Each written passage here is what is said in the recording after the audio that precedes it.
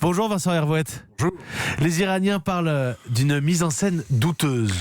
Quand les militaires font des bavures, ils peinent en général à les assumer. En 2001, l'armée ukrainienne avait mis une semaine à reconnaître un tir accidentel sur un Tupolev russe.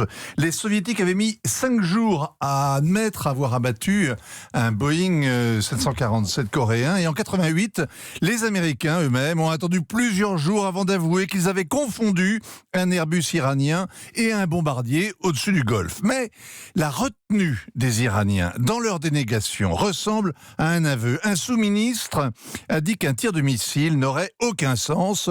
C'est plus ou moins la définition d'une bavure. Un autre avait juré à mi-voix qu'il ne donnerait pas les boîtes noires aux Américains, mais dès le lendemain, il a invité Boeing à venir sur place. L'agence américaine de sécurité aérienne annonce ce matin qu'elle va participer à l'enquête, comme les 50 experts ukrainiens qui sont déjà à Téhéran. Il y a de quoi déclencher une guerre ?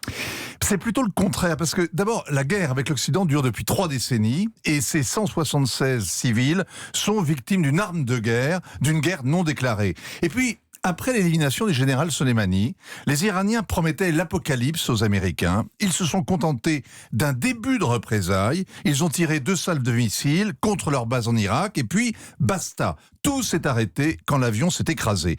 Le monde attendait une catastrophe au Moyen-Orient. Elle a eu lieu, mais c'est une catastrophe aérienne. Le regard international de Vincent Hervouette.